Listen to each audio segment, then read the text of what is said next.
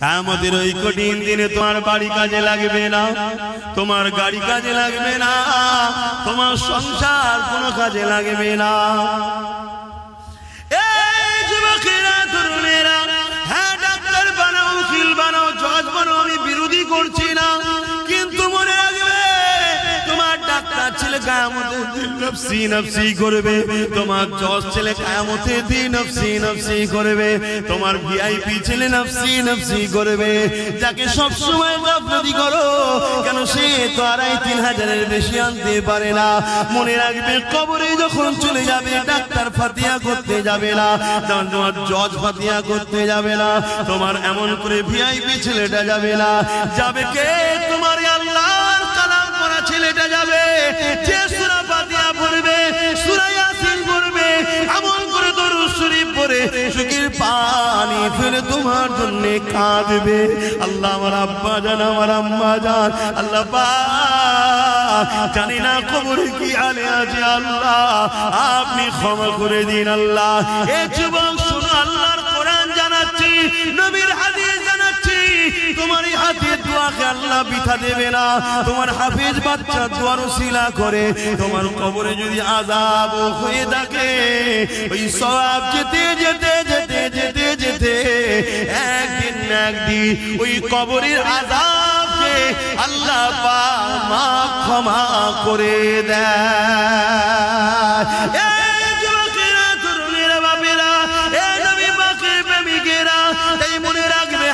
তৈরি করো, আলেম তৈরি করো, কেন কিয়ামতের দিনেতে এদের সাথে হাসর নাসর হবে।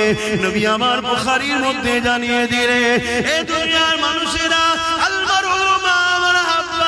দুনিয়ায় যে একে ভালোবাসবে সে তার সঙ্গে হাসর নাসর হবে। এই কোরআনকে মহব্বত করো, কোরআনকে পিয়ার করো।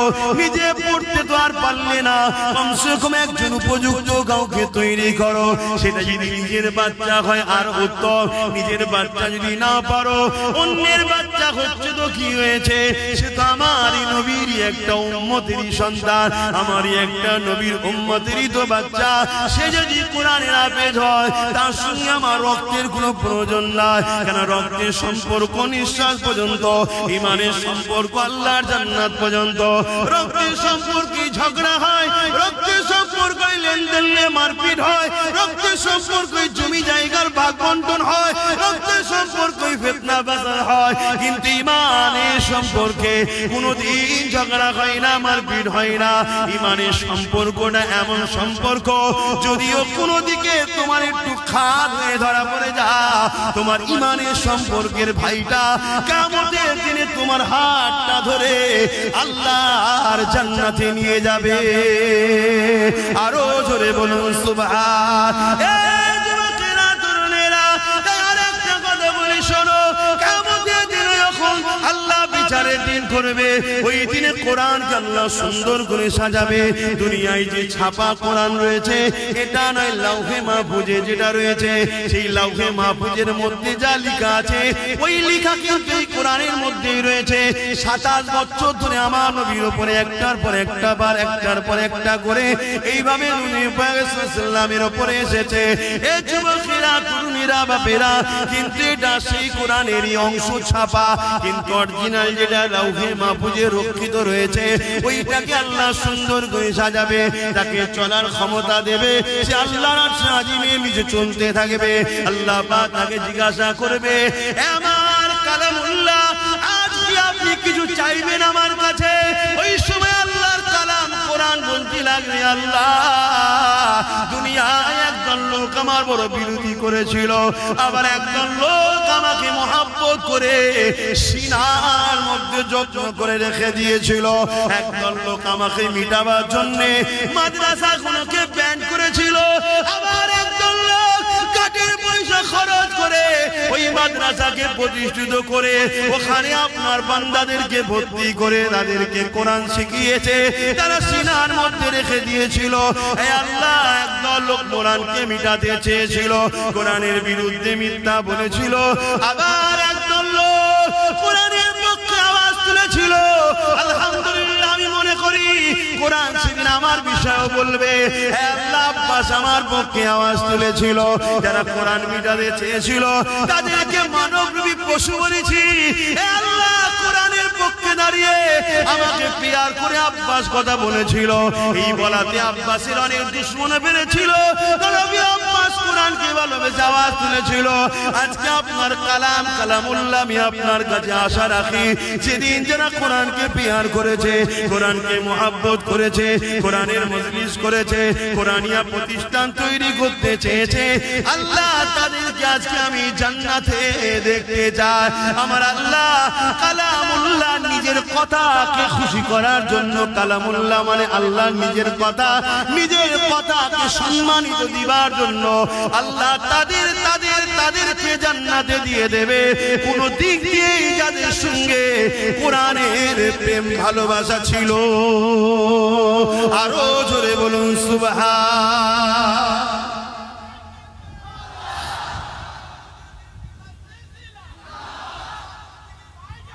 ভাইরা আমার, তাহলে কোরআনের জন্য আমরা আছি না নাই?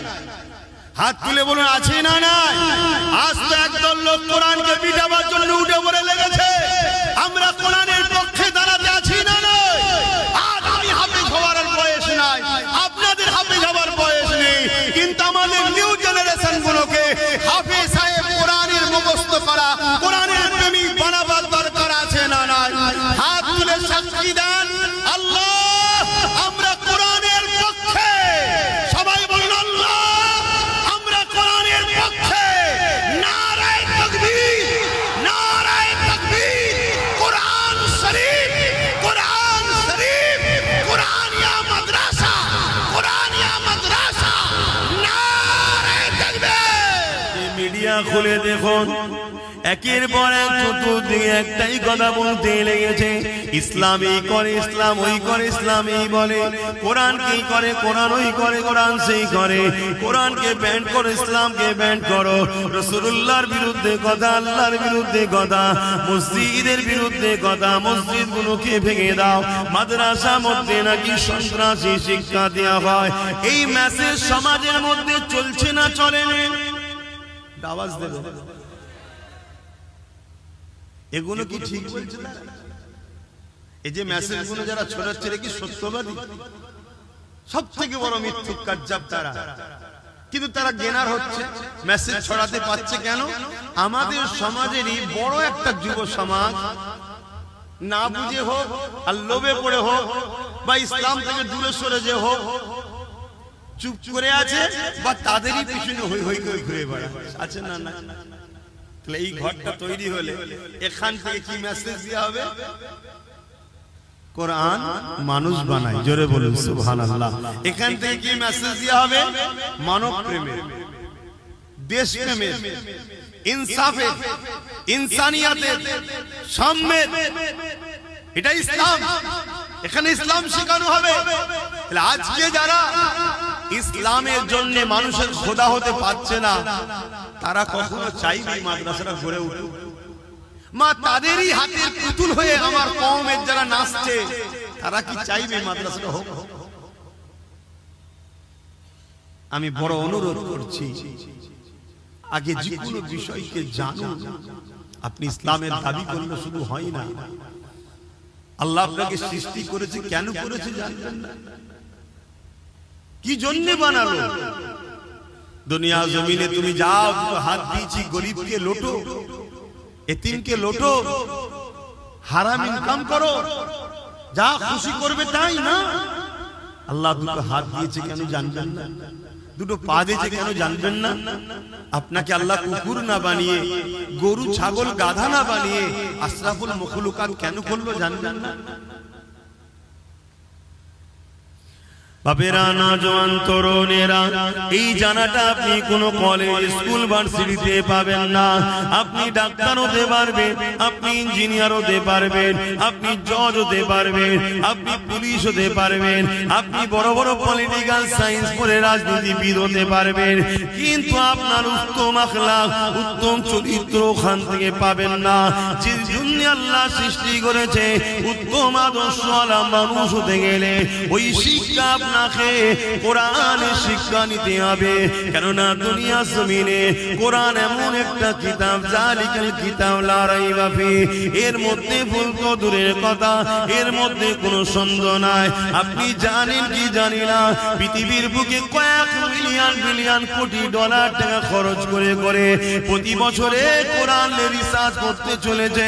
দুই কারণে রিসার্চ হতে লেগেছে, এক কোরআনের ভুলবার করার জন্য, আর এক কারণটা হলো কোরআনের মধ্যে জমিনের তলার গোপন রহস্য রয়েছে, কোরআনের মধ্যে প্লেন আবিষ্কারের রহস্য রয়েছে, কোরআনের মধ্যে সায়েন্স রয়েছে, ম্যাথমেটিক্স রয়েছে, কোরআনের মধ্যে দর্শন রয়েছে, ফিলোসফি রয়েছে, কোরআনের মধ্যে আপনি টেকনিক্যাল বিজনেস সব কিছু রয়েছে। এই কোরআন থেকে বিশ্ব গবেষণা করে তারা আসমানে চলে যাচ্ছে, চাঁদে চলে যাচ্ছে, সেই জন্য তারা রিসার্চ করতে লেগেছে। আর এক কারণে রিসার্চ হতে লেগেছে, এই কোরআন মানুষকে হিদায়েতের রাস্তা দেখায়, সত্যের রাস্তা দেখায়। এই মানুষের খোদা যারা হতে চাইছে, তারা কোরআনকে মিথ্যা প্রমাণ করতে পারলে তাহলে দুনিয়া জমিনে কোরআনকে কেসের মাধ্যমে বন্ধ করে দেবে। কিন্তু আল্লাহ শুকরিয়া আদায় করে বলি, ১,৫০০ বছর ধরে দুনিয়ার হাজারো জালিম চেষ্টা করছে, হাজারো মানবরূপী পশু চেষ্টা করছে, তারা চেষ্টা করে করে করে করে কেউ কেউ স্বীকার করে নিয়েছে এই কোরআনের মধ্যে ভুল তো দূরের কথা, এই কোরআনের মধ্যে কোনো ভুল তো নাই। ভুল একটা পেয়েছি রিসার্চ করতে গিয়ে, ওটা আমার মধ্যে, আমি কোরআনকে এখনো না মেনে আছি, এটাই ভুল। তাই তারা দলে দলে ঈমানের কালেমা পড়ে মুসলমান হয়ে যাচ্ছে। আরো জোরে বলুন সুবহান।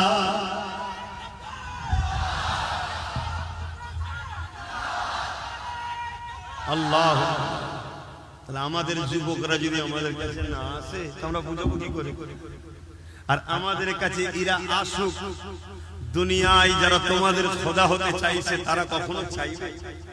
কথা বলো, চাইবে না। তারা হাজারো দিক দিয়ে আমাদের বিরুদ্ধে, যেমন কোরআনের বিরুদ্ধে মিথ্যা প্রচার করছে, রাসূলুল্লাহর বিরুদ্ধে মিথ্যা প্রচার করছে, দ্বীনের বিরুদ্ধে মিথ্যা প্রচার করছে, তারা হাজারো দিক দিয়ে আমাদের বিষয়ে মিথ্যা প্রচার করছে, যাতে করে তোমরা উলামাদের কাছে না যাও, যাতে করে তোমরা মাদ্রাসা মসজিদে দান না করে ফেলো, যাতে করে তোমাদের এখান বা বিভিন্ন জায়গায় মাদ্রাসা না গজিয়ে ওঠে। খুব ভালো করে বোঝো, আমার দেশের উত্তর প্রদেশে 25,000 মাদ্রাসাকে ব্যান করে দেওয়া হয়েছে। জানো কত? 25,000। কারণ কি? জীবনে একটা দেখাতে পারবেন যে মাদ্রাসা থেকে পড়াশোনা করে কোন ছেলে তার মাকে বৃদ্ধাশ্রমে দিয়েছে? কথা বলে। বৃদ্ধাশ্রমটা বিজনেস না বিজনেস নয়? বৃদ্ধাশ্রম যারা করে এটা বিজনেস না বিজনেস নয়? জোরে বলো, বিজনেস। মুসলিম সমাজের মধ্যে যদি কেউ কোন মাকে বৃদ্ধাশ্রমে দিয়েছে, সে কখনো জান্নাত যাওয়া তো দূরের কথা, জান্নাতের খুশবু পাবে না। সে যত বড়ই নামাজি হোক, হাজি হোক, মুফতি হোক, মৌলানা হোক, যাই হোক, ওর মা যদি কোনোদিন ওর ব্যবহারে একবার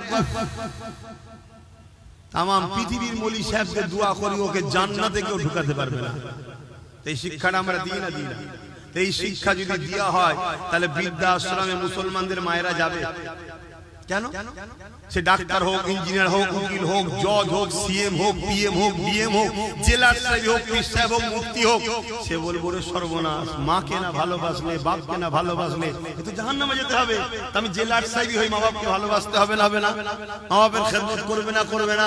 মা বাপের খেদমত যত মুসলমানরা বাড়াবে, তাহলে বৃদ্ধাশ্রমের লস হবে না? হবে না? কারবে না? কথা বলছেন না? তারা কখনো চাইবে মাদ্রাসা হোক? তারা কখনো চাইবে আলেম হাফেজরা এই কথা সমাজে শোনাক? তারা কখনো চাইবে ইসলাম দরদর করে আরো এগিয়ে যাক? আমার কথা বুঝছেন? বাবেরা নওজোয়ান তরুণেরা, ইসলাম আমাদেরকে ইনসাফ শিখিয়েছে, ইসলাম আমাদেরকে ইনসানিয়াত শিখিয়েছে, কোরআন আমাদেরকে মানবতা শিখিয়েছে, কোরআন আমাদেরকে ইনসানিয়াত শিখিয়েছে, নূর নবী আমাদেরকে একত্ববাদ আল্লাহ চিনিয়েছে, আমাদের ঘরে নিজেদের মালিককে চিনিয়েছে।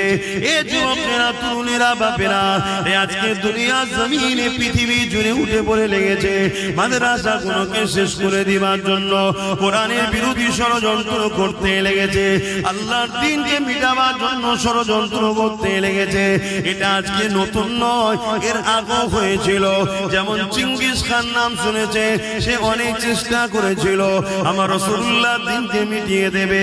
একটা দুটো নয়, আলেম উলামা মিলিয়ে 1 কোটির উপরে মুসলমানকে হত্যা করেছিল। সে ভেবেছিল বাগদাদের জমিনকে উজাড় করে দেবো, মুসলমান শেষ করে দেবো, আলেম মুফতি শেষ করে দেবো। মাদ্রাসাগুলোতে আগুন ধরিয়ে দিয়েছিল, মসজিদগুলোতে আগুন ধরিয়ে দিয়েছিল। সে চেয়েছিল বিশ্ব থেকে ইসলামকে মুছে দেবো। আজানটা হয়ে যাক, আমাদের 4:30 পর্যন্ত আলোচনা হবে, তারপর এখানে নামাজ হবে, মসজিদের টাইমে হবে। মসজিদের মাইকটা বলেছিলাম আজানের পরে কেটে দেবে।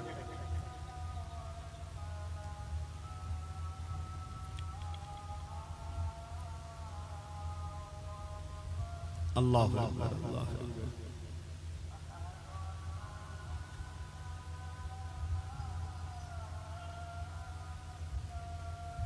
সাইয়্যিদনা মাওলানা মুহাম্মদ ওয়া আলা আলিহি।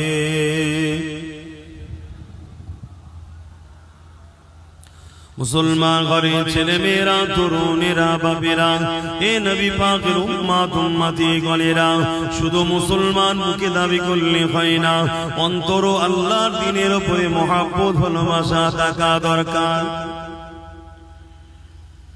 এ নওজোয়ানেরা, যুগে যুগে একদল জালিমরা চেয়েছে তারা আল্লাহ দ্বীনকে জমিন থেকে মিটিয়ে দেবে। কেন? তারা মানুষের খোদা হতে চেয়েছে, মানুষকে লুটতে চেয়েছে। ইসলাম সর্বসময় মানুষের পক্ষে কথা বলেছে, ইনসাফের পক্ষে কথা বলেছে, ইনসানিয়াতের পক্ষে কথা বলেছে। ইসলাম শিক্ষা দিয়েছে মানুষ গরিব হলো তার উপরে জুলুম করা যাবে না, কালো হলো ফর্সা তার উপরে জুলুম করতে পারবে না। তাই সবার সমান অধিকারের কথা বলেছে। এই জন্য যুগে যুগে একদল জালিমরা ক্ষমতার জোর দেখিয়ে ইসলামকে মুছার চেষ্টা করেছে। তাদের মধ্যে একজনের নাম হলো চিঙ্গিস খান। সে চেয়েছিল পৃথিবীর জমিন থেকে ইসলামকে মুছে দেবো। এই বাগদাদের মাদ্রাসাগুলোতে আগুন ধরিয়ে দিয়েছিল, মসজিদগুলোতে আগুন ধরিয়ে দিয়েছিল। 1 কোটির উপরে মুসলমান আলেম উলামা সহ মেরে দিয়েছিল, হাফেজ কোরআন গুলোকে মেরে দিয়েছিল। কেন? তারা চেয়েছিল কোরআন যদি কিতাব গুলোকে পানিতে ফেলে দেওয়া হয়, পুড়িয়ে দেওয়া হয়, কিন্তু হাফেজ সাহেব যদি রয়ে যায় আর আলেম যদি রয়ে যায়, হাফেজ তেলাওয়াত করবে আর আলেম হুবহু নকল করে তৈরি করে দেবে। এই যুবকেরা, তরুণেরা, তাই হাজারো চেষ্টা করে 1 কোটির উপরে মানুষ মেরে মসজিদ মাদ্রাসা গুলোতে আগুন দেওয়ার পরও সে মিটে গেছে। দুনিয়া তাকে স্মরণ করে না, তার অস্তিত্ব দুনিয়াতে নাই, তার উত্তরসূরি দুনিয়া জমিনে নাই। কিন্তু মনে রাখবেন, পৃথিবীর জমিনে আজ লাখো লাখো হাফেজে কোরআন আছে, লাখো লাখো আলেম আছে, লাখো লাখো মুফতি মাওলানা রয়েছে, লাখো লাখো মসজিদ মাদ্রাসা আছে। 250 কোটি মুসলমান পৃথিবীতে রয়েছে। আরো জোরে বলুন সুবহান। আর একজন ছিল হালাকু খান, নাম শুনেছেন? দাজলা নদীর পানিকে পুরো লাল করে দিয়েছে রক্তে। এত মুসলমান মেরেছে, আলেম মেরেছে, মাওলানা মেরেছে, হাফেজ মেরেছে। কেন? এরা মানুষের প্রভু হতে চেয়েছে, কিন্তু ইসলাম এদের বাধা হয়ে দাঁড়িয়েছে। এরা জুলুমের সাম্রাজ্য তৈরি করতে চেয়েছে।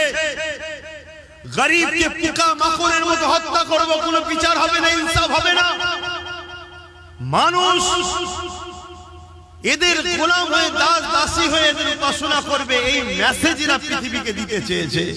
আর ইসলাম একটাই কথা বলেছে, একমাত্র স্রষ্টা ছাড়া, আল্লাহ ছাড়া কারো কাছে মাথা নত নয়, কারো গোলাম নয়। এবং গরিব বড় লোককে শতকরা 2.5 টাকা গরিবকে যাকাত দিতে হবে। জোরে বলুন সুবহানাল্লাহ। এরা নারীগুলোকে ভোগের পাত্রী বানাতে চেয়েছে। নারী মানে শুধু ভোগের জিনিস, কিন্তু ইসলাম বলেছে না, নারী ভোগের জিনিস নয়।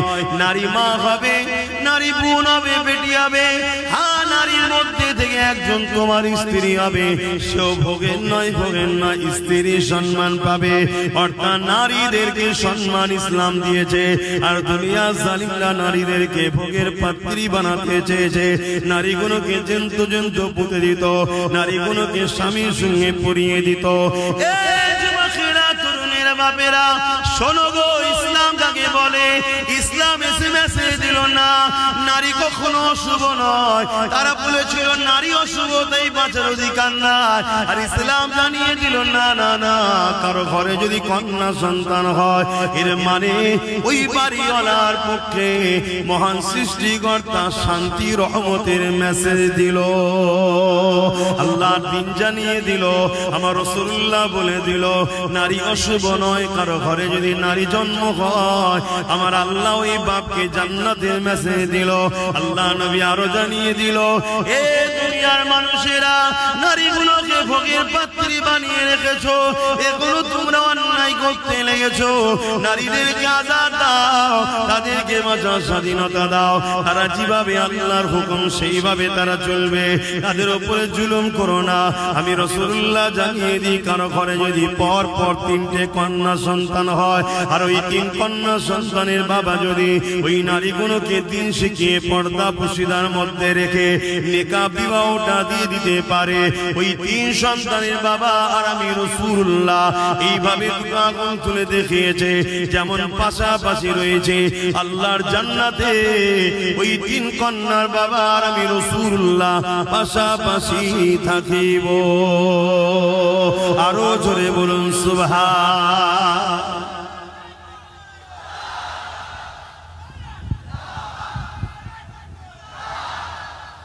যারা নারীকে ভোগের পাত্রী মনে করে, যারা নারী দেহ শোষণকারীদের ঘরে আড়াল করতে চায়, যারা নারী রেপ হয়ে গেলে ওই আসামিদের ঘরে নিজের ঘরে আশ্রয় দিয়ে বাঁচাতে চায়, তারা কখনো ইসলাম বেঁচে থাকতে চাইবে? তারা কখনো ইসলামের শিক্ষা কেন্দ্র মাদ্রাসা হোক চাইবে? আর তাদেরই হাতের পুতুল আমার ঘরের ছেলে যারা হয়ে গেছে, তারাও তাদের সুরে সুর মিলাবে না, মিলাবে না। কিন্তু আমার ঘরের ছেলেরা জানে না যে কবর কত ভয়ানক। আমার ঘরের ছেলেরা জানে না আখিরাতটা কত ভয়ানক।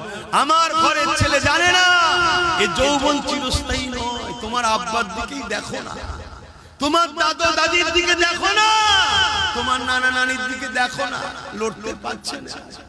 একটা সময় সব ক্ষমতা ছিল, আল্লাহ সব নিচ্ছে। অতএব আমার যুবকরা, এই যৌবনের বয়সে কিছু করো আল্লাহর জন্য, দিনের জন্য করে যাও। ওটা আল্লাহর রাহে করবে, তোমার আখিরাতের ব্যাংকে জমা থাকবে, ওখানে তুমি কামিয়াবি হবে। জোরে বলুন সুবহানাল্লাহ। কিছু যদি করতে না পারো, যারা করছে তাদের দলকে ভিড় করে তাদের সঙ্গে জুড়ে থাকো। ভিড়ও একটা সাপোর্ট না, সাপোর্ট না। কথা বলে 10টা লোক আর 10,000 লোক, 10,000-এর মধ্যে 999 হয়তো চুপচাপ দাঁড়িয়েই আছে, কিন্তু তারপরও দূর থেকে কেউ দেখে কি বলবে, এই অনেক আছে। এটাও কিন্তু তোমারই উসিলা, তোমার উসিলা তো অবদান আছে না না। এজন্য ইসলাম বলেছে কোন বাতিলদের মিটিং মিছিলে জলসা মাহফিলে যেও না, ইসলাম বিরোধীদের কর্মকাণ্ডে অনুষ্ঠানে যেও না, কোরআন বিরোধী মজলিসে যেও না, দিন ইসলামের মিটানোকারী জালিমদের মিটিং মিছিলে যেও না।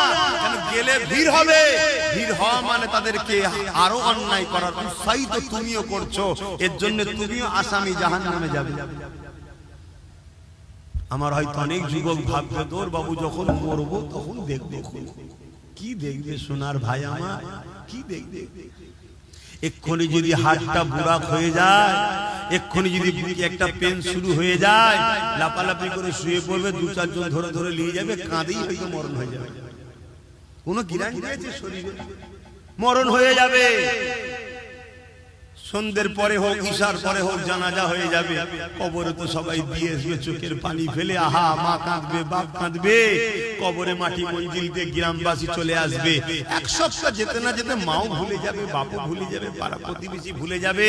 হালকা বয়স যদি হয়, বিবি যদি থাকে, সেও নতুন সংসারের জন্য ভাববে, সন্তানের ভবিষ্যতের জন্য ভাববে। আর সন্তান যদি না থাকে তা আরো মিটে গেল, আরো তাড়াতাড়ি চলে যাবে। কি আমার কথা ভুল হচ্ছে? এটা হাকিকত নাকি? কিন্তু তোমার কবরে কি হচ্ছে জানো? যদি তুমি ইসলামের অনুসারী না হয়ে যেতে পারো, তুমি যদি আল্লাহ ও রাসূলের বিধান মেনে চলে যেতে না পারো, তুমি যদি রাসূলুল্লাহর মহব্বত হৃদয়ে না রেখে যেতে পারো, নবী পাকের আদব যদি হৃদয়ে রেখে না যেতে পারো, তুমি যদি রাসূলুল্লাহ দ্বীনের পক্ষে না দাঁড়িয়ে যেতে পারো, এ যুবকেরা, তরুণীরা, বাপেরা, ওই কবরের জমিনে 99টা সাপ দেওয়া হবে, জাহান্নামের একটা গর্ত করে দেওয়া হবে। এ যুবকেরা, সেই জায়গায় তোমাকে আমাকে থাকতে হবে। আল্লাহ তোমাকে আমাকে হিদায়াত দেন, মাফ করে দেন, বলো আমিন। কতটা ভয়ানক হবে! ওই জায়গায় তোমার পাশে কেউ দাঁড়াবে না, তোমার দুনিয়ার দরদি দাদা দিদি কেউ দাঁড়াবে না, তোমার দুনিয়ার দরদি কোন নেতা লিডার দাঁড়াবে না, দুনিয়ার দরদি তোমার দুনিয়াদার প্রভু যারা সাজার স্বপ্ন দেখছে, তারা তোমার পাশে কেউ দাঁড়াবে না। ওই জায়গায় তোমাকে বিপদে পড়তে হবে। এ দুনিয়ার মানুষ, শুনে রেখে দাও, আমি কোন গল্প কাহিনী কিসসা বলছি না, আমি আল্লাহর কোরআন থেকে বলছি, নবীর হাদিস থেকে বলছি।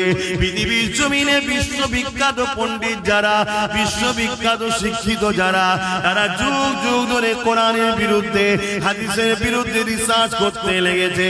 তারা রিসার্চ করেছে 20 বছর ধরে, কেউ 30 বছর ধরে রিসার্চ করার পরে তারা নিজেরা বলতে বাধ্য হয়েছে এই কোরআনের মধ্যে কোনো ভুল নাই। এই তারাও দলে দলে ঈমানের কলেমা পড়ে রাসূলুল্লাহর গোলামি করতে লেগেছে। আরো জোরে বলুন সুবহান। তুমি আমি ভাববে না আমার কওমের ঘরের ছেলে তোমরা, আমার নবীর উম্মত উম্মতির ঘরের ছেলে তোমরা, একটু বলবো না? বুঝাচ্ছি আমার যুবকরা, বুঝাচ্ছি, বোঝো বোঝো। কেন কিয়ামত একদিন হবে, কবরে একদিন যেতে হবে, আখিরাতের কথা ভাবো। এ নজওয়ানেরা, ওয়াল তানজুরু নাফসুম মা কদ্দামাত লিগাদ, প্রতিটা নফসের যে পরকাল নিয়ে ভাবা। আল্লাহর কোরআন জানিয়ে দিল কেন পরকালটা বড় কঠিন হয়ে যাবে। যেদিন কিয়ামতের দিন হবে, ময়দানে মাশর হবে, অর্থাৎ ওই দিনটা হিসাবে দিন, বিচারের দিন। দুনিয়ায় তুমি খুন করেছো, দুনিয়ায় তুমি চুরি করেছো, দুনিয়ায় তুমি ডাকাতি করেছো, দুনিয়ায় তুমি গরিবের উপরে জুলুম করেছো, দুনিয়ায় তুমি এতিমের সম্পদ ছেড়ে নিয়েছো, দুনিয়ায় তুমি গায়ের জোর দেখিয়ে দলবল নিয়ে পরের জমি দখল করে নিয়েছো, দুনিয়ার জমিনে মা বাপকে কষ্ট দিয়েছো, দুনিয়ার জমিনে পাড়া প্রতিবেশীর হক মেরেছো, দুনিয়ার জমিনে রাষ্ট্রের মালকে নিজের মাল মনে করে ভক্ষণ করেছো, দুনিয়ার জমিনে এতিমের মালকে নিজের মাল মনে করে খেয়েছো, দুনিয়ার জমিনে তোমার দাদাগিরির সামনে কেউ দাঁড়াতে পারে না। বা যদিও দুনিয়ার আদালতে তোমার বিচার হয়ে থাকে, এই বিচার কিন্তু আসল বিচার নয়। তোমার সৃষ্টিকর্তা রব আল্লাহ তোমার জন্য বিচারের ব্যবস্থা করে রেখেছে। ওই বিচারের দিনটা হলো কিয়ামতের দিন হবে। কিয়ামতের দিন সবাইকে তোলা হবে। তুমি যদি মনে করো মারা যাবার পরে সব শেষ হয়ে গেল, তাহলে তোমার তো আল্লাহর পাওয়ারের উপরে ঈমান নাই, আল্লাহর ক্ষমতার উপরে বিশ্বাস নাই। আল্লাহকে তুমি তাহলে এখনো চিনতে পারোনি। আল্লাহর ক্ষমতাকে যে অস্বীকার করে, আল্লাহকে যে চিনতে পারলো না, তার মধ্যে ঈমান আর কোথায় রইল? সে যতই মুসলমানের ঘরের ছেলে বলো, হাজির ঘরের ছেলে বলো, পীরের ঘরের ছেলে বলো, তার মধ্যে ঈমান বলে তো কিছু নয়। মনে রাখবে আমার আল্লাহ আবার উঠাবে, সুম্মা নুফিকা উখরা ফাইযা হুম কিয়ামুন ইয়ানজিরু। সূরা জুমার 68 নম্বর আয়াত। যে কোরআন এই মাদ্রাসাতে শিক্ষা দেওয়া হবে, এই যুবকেরা তরুণেরা ওই দিনে আল্লাহ পাক যেমন নাগল দিলে জমিন থেকে আলু ওঠে বা বিভিন্ন চাষের জিনিস আপনারা উঠান, ওই সময় জমিন ফেটে গিয়ে মানুষগুলো উঠতে থাকবে। ওই কিয়ামতের দিনে আল্লাহ পাক সবাইকে দাঁড় করাবে। এ যুবক আল্লাহকে ভয় করো, এ যুবক নবীর সুন্নতে জিন্দেগি কাটাও, এ যুবক তওবা করে ফিরে আসো। গান তোমার মাকসাদ নয়, যাত্রা তোমার জায়গা নয়, সিনেমা তোমার ঘর নয়। তোমার ঘর হবে মসজিদ, তোমার স্থান হবে মাদ্রাসা, আর তোমার সোবত হবে আলেমদের দরবার। মনে রাখবে এত শান্তি তুমি পাবে, আখিরাতেও শান্তি পাবে।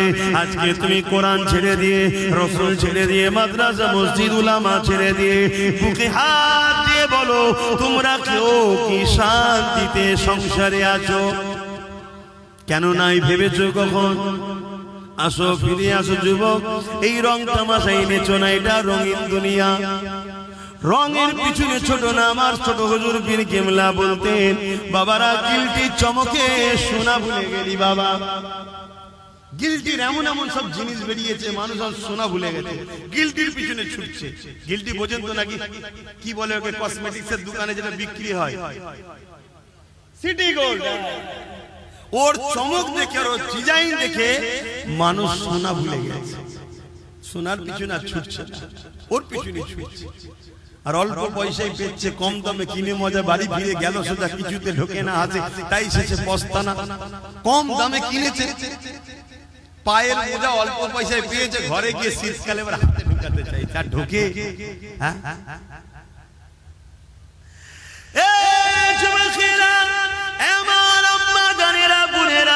দুদিনের দুনিয়ায় আল্লাহ আমাদেরকে পাঠিয়েছে, এটা পরীক্ষার হল। আখিরাত হলো আমাদের পরীক্ষার জায়গা, ওখানে আল্লাহ পাক রেজাল্ট আউট করবে। এখানে পরীক্ষার জন্য পাঠিয়েছে, বিচারের দিন রেজাল্টের ফয়সালা হবে। কোথায় হবে? ময়দানে মাশর, যে জায়গার নাম। ওই দিনটা কেমন হবে একটু শুনে রেখে দাও। আল্লাহর কোরআন জানাচ্ছে, কানা মিকদারু 50 আলফ সানাতে। কোরআন জানাচ্ছে যে কোরআনে কলম চালাবার ক্ষমতা পৃথিবীর কারো হয়নি, জের জবরকে চেঞ্জ করার পর্যন্ত ক্ষমতা হয়নি। পৃথিবীতে হাজারো কিতাব আছে, প্রতিটা কিতাবের লেখক লাস্টে লিখে দেয়, যদি কোনো ভুল ময়া নজরে পড়ে সংশোধনের জন্য ধরিয়ে দেবেন। বলে তো নাকি? প্রত্যেকটা কিতাবের লাস্টে দেখবেন লেখা থাকে, ভুল মার্জনা করিবেন, যদি ধরা পড়ে, নজরে পড়ে ধরিয়ে দেবেন, পরের সংকলনে সংযোজন করে দেওয়া হবে, তাই তো নাকি? আর কোরআন প্রথমে কি বলছে? ভুল তো দূরের কথা, এতে কোনো সন্দেহ নেই, এই বিশ্বাস রেখে পড়া শুরু কর। চ্যালেঞ্জ দিচ্ছি, জোরে বলুন সুবহানাল্লাহ। কেন? সবটা মানুষের লেখা, আর কোরআন কার বাণী? বলুন না গো। আল্লাহ সৃষ্টিকর্তার কখনো ভুল হয়? হ্যাঁ,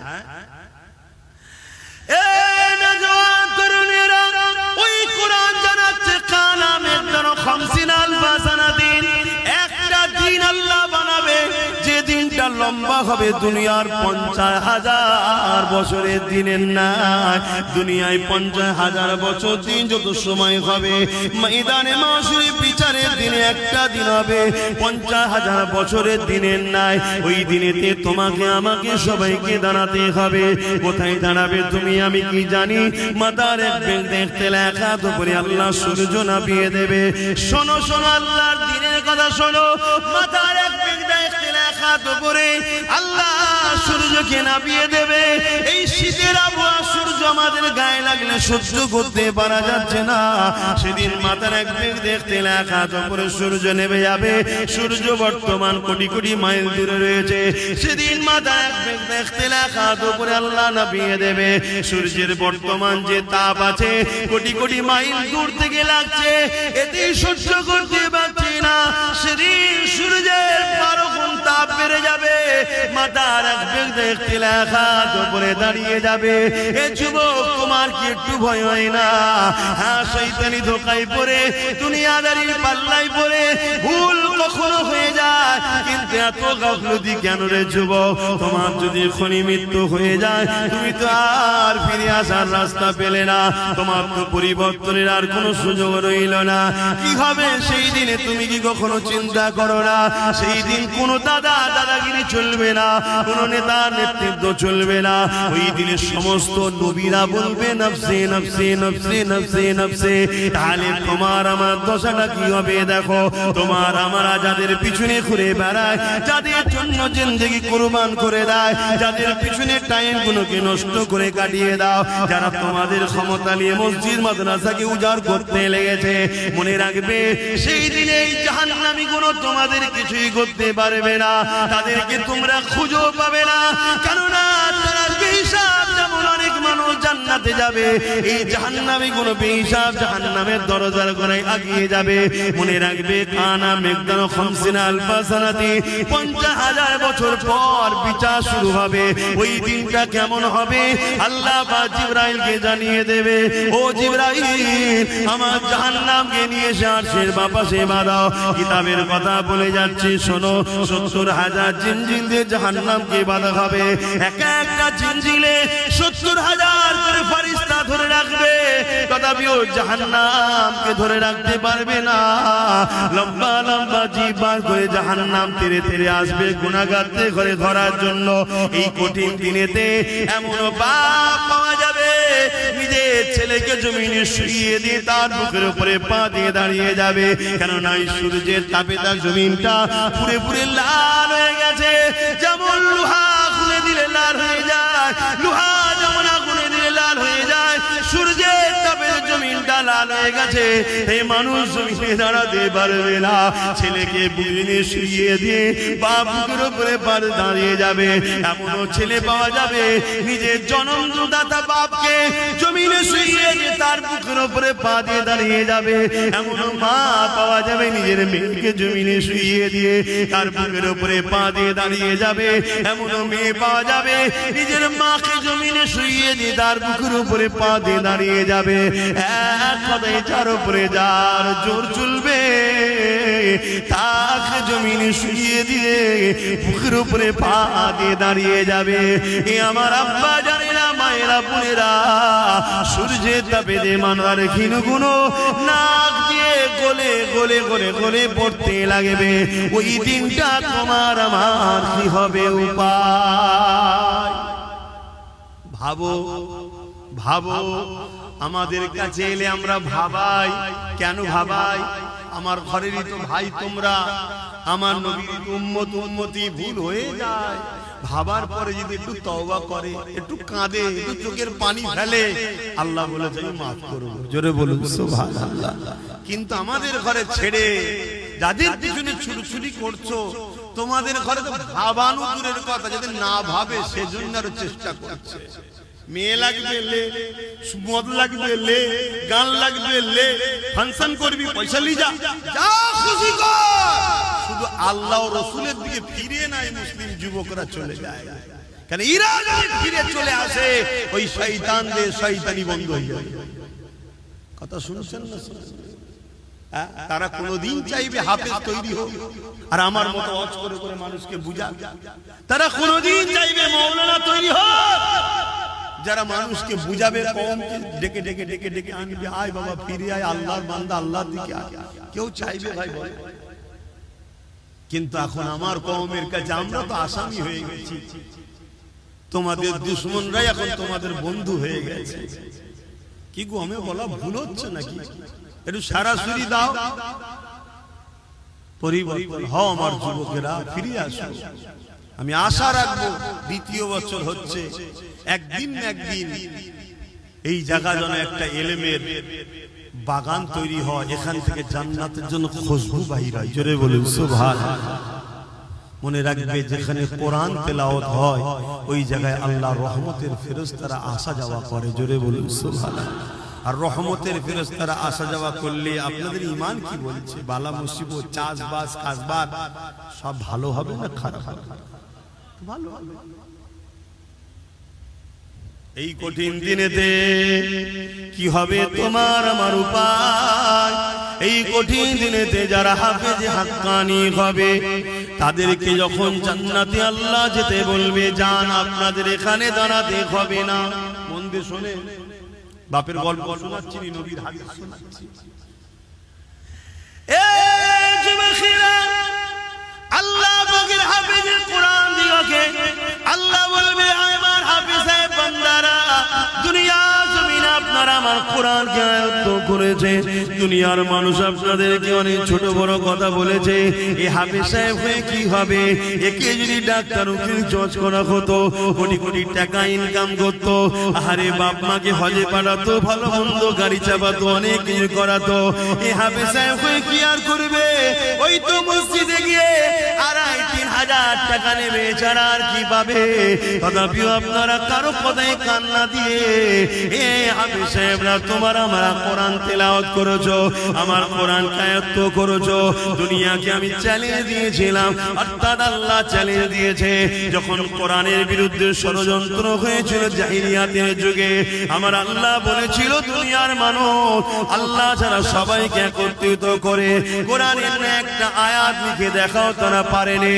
এবং আল্লাহ জানিয়েছে, এই কোরআনকে কিয়ামত পর্যন্ত দুনিয়া জমিনে হিফাজতের দায়িত্ব আমি আল্লাহ নিয়ে নিলাম। আমার হাফেজে বান্দারা, তাই তোমরা আমার কোরআনকে, দুনিয়ার কাগজ কলমে তো লেখা রয়েছে, দুনিয়া যদি সেগুলোকে মিটিয়ে দিতে চাই, তোমরা তাই নিজেদের সিনার মধ্যে আমার কোরআন আয়ত্ত করে নিয়েছিলে।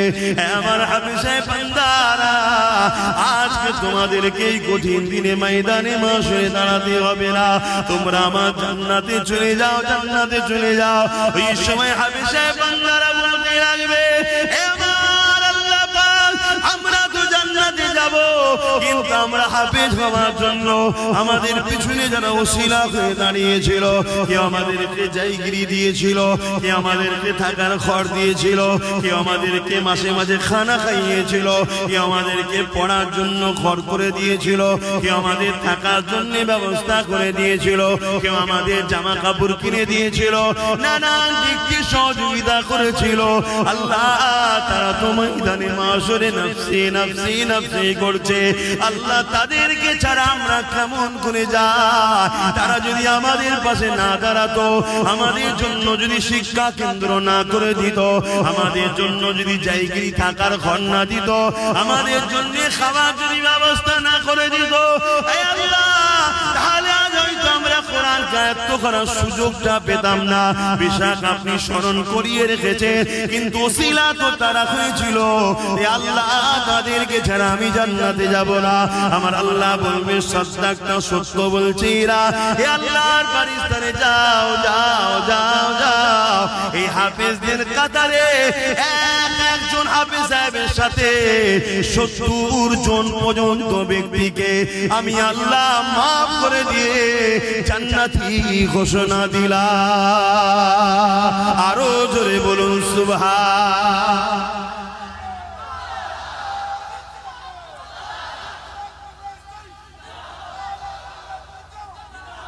ভাইরা আমার, আল্লাহ, দুনিয়াদারি করতে গেলে অনেকের সঙ্গে মিশতে হবে, ব্যবসা বাণিজ্য করতে হবে, লেনদেন করতে হবে, মুসলিম অমুসলিম সবার সাথে উঠা বসা করতে হবে, ওটা আলাদা পাঠ, আমি মানা করছি।